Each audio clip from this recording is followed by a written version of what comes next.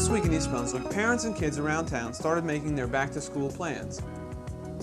In our first feature this week, we'll show parts of a back-to-school fashion show held at Bambergers on Wednesday. This week's restaurant guide will take Shirley to Michael's Restaurant in Old Bridge. And on Consumer Aware, Adrian Eisner will take a look at new legislation regulating concert ticket scalping. These features, plus a look at goings-on around town in September, on This Week in East Brunswick. With school opening just around the corner, East Brunswick's back-to-schoolers are deciding on their fall wardrobes. To help in that decision, Bambergers organized a group of East Brunswick grade school children and put on a fashion show featuring new fall styles, but with an added twist. Each of the models shared some special talent with the audience of 50 plus. Some sang songs, some played instruments. Others performed modern dance. Still others combined several talents. Here are 3 East Brunswick youngsters as they do a bang-up job singing Ballin' the Jack.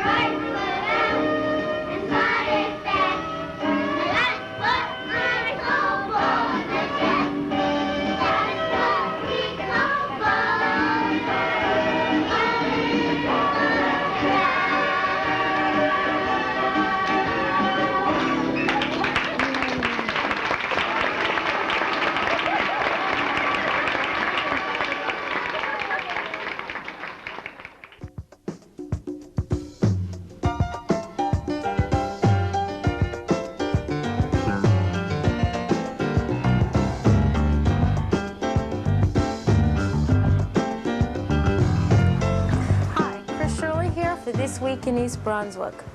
Welcome once again to my restaurant guide. We're standing inside of Michael's Restaurant, which is located on Englishtown Road in Old Bridge. And I will be stepping over here to speak with Mike Grubiak, the owner. Mike, I understand you recently opened Michael's Restaurant. Can you tell me a little bit about the type of restaurant you have here? Sure, Chris. We opened up back in January. And we have a combination Italian restaurant, and we have a small pizza area up on one side. We have a fairly large menu.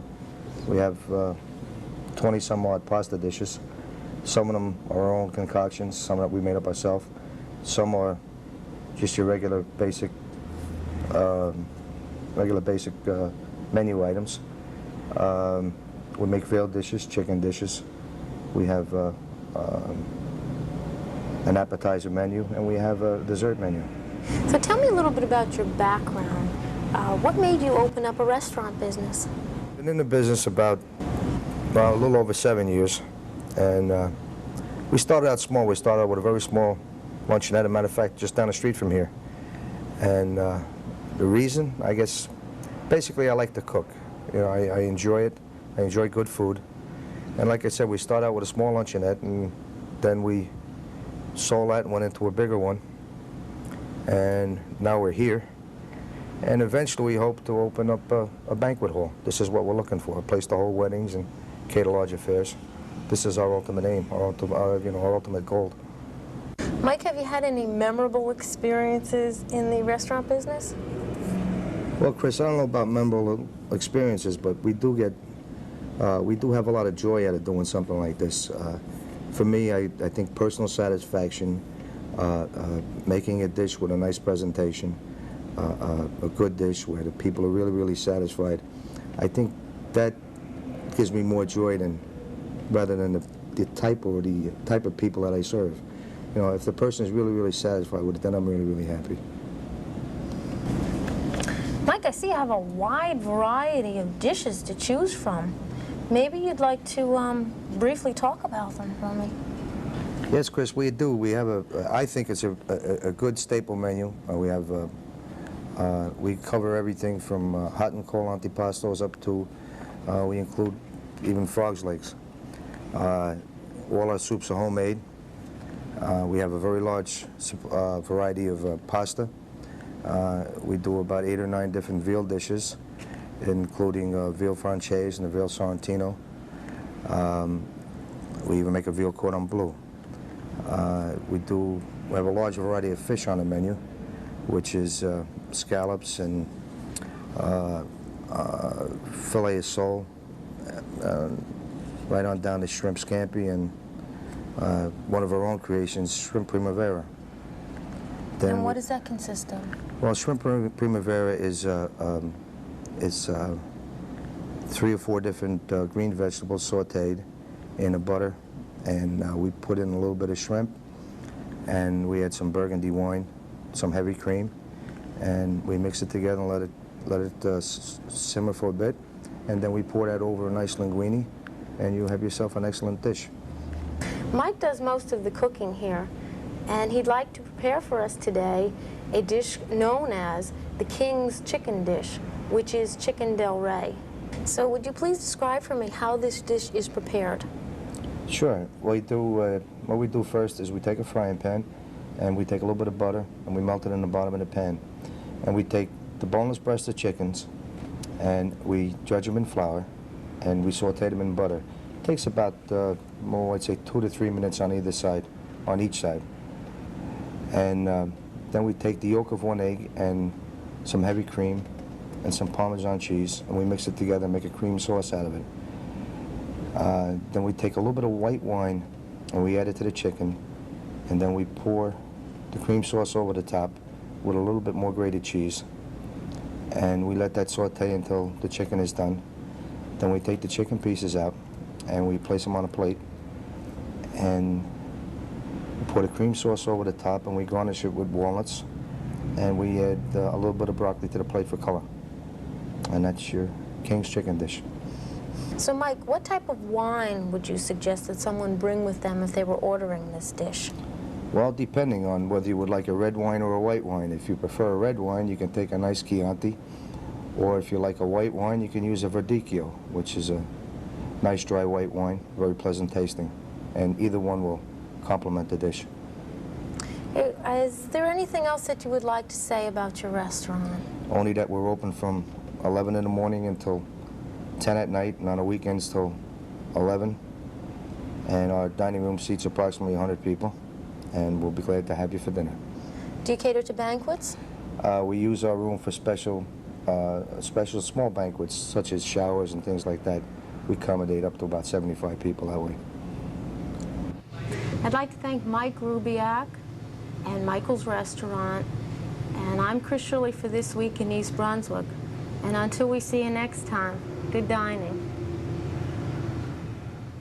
Playhouse 22 will be presenting The Fantastics beginning Friday, September 9th, Thursday, Friday, Saturday evenings at 8:30, and Sundays at 3 and 7:30. Let's meet the cast. Let me tell you a few things you may want to know before we begin the play.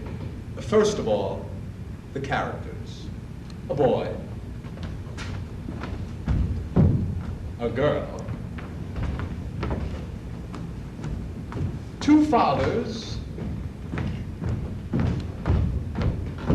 and a wall. Oh yes.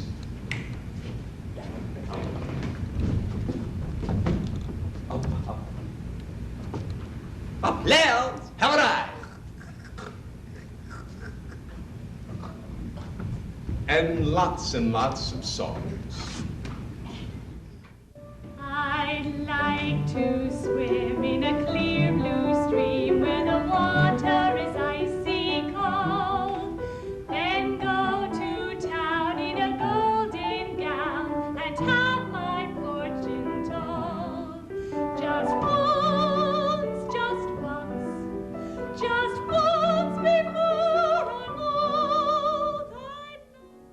Deep in December, it's nice to remember, although you know the snow will follow.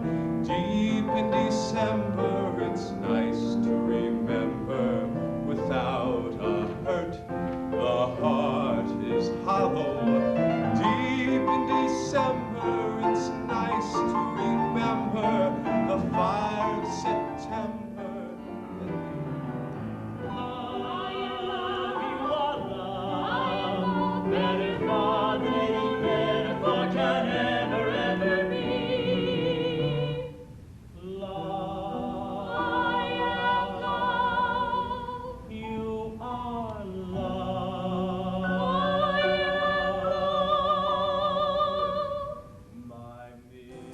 Again, that's The Fantastics at Playhouse 22, directed by Ron Platt, beginning Friday, September 9th. For further information, call 254-3939.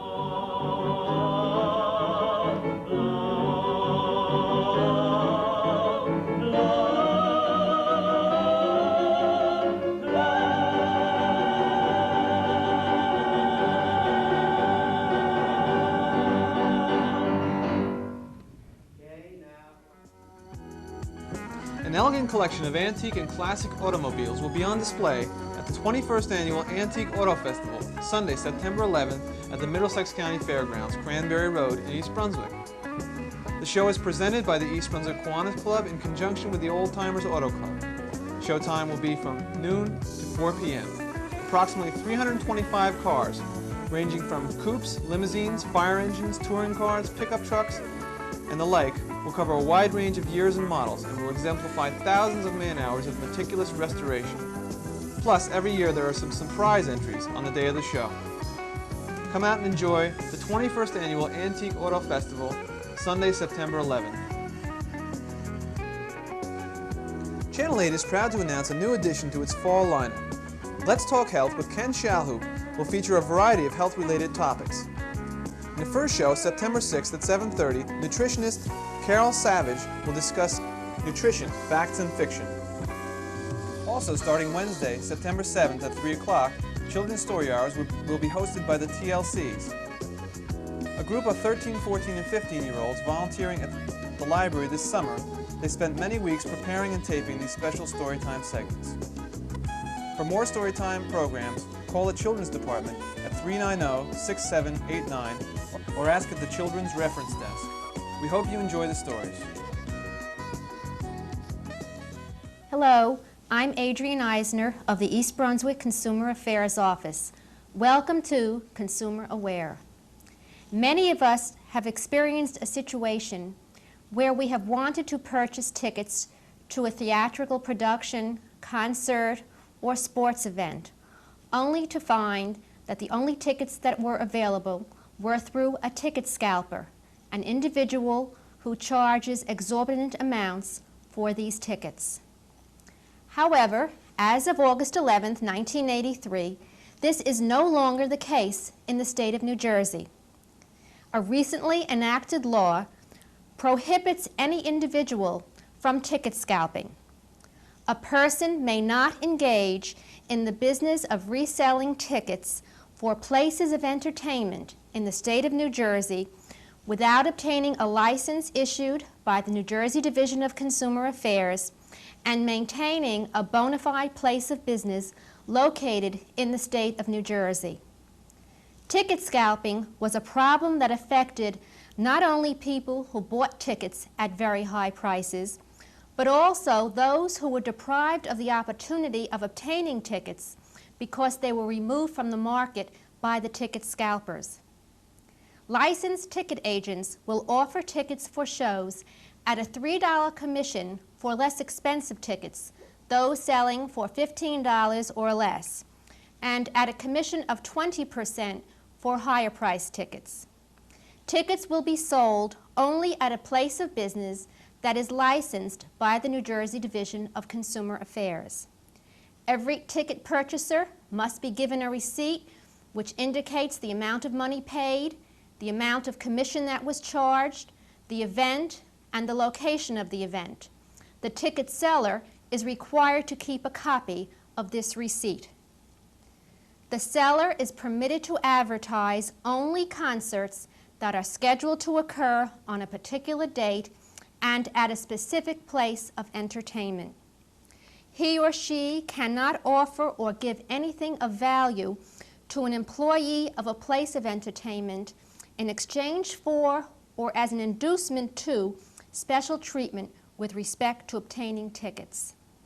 Provisions of this Act will not apply to any person who sells, raffles, or otherwise disposes of the tickets for a bona fide nonprofit or political organization, as long as the premium proceeds are devoted to the lawful purposes of the organization. Violation of the ticket scalping law is punishable by a fine of up to $7,500 and up to 6 months in jail. If you become aware of any individual who is selling tickets in violation of any of the provisions of the New Jersey ticket scalping law, please contact us at the East Brunswick Consumer Affairs Office. You can reach us Monday through Friday, 9 a.m. until 1 p.m. Our telephone number is 390-6954. And thank you for joining me on Consumer Aware.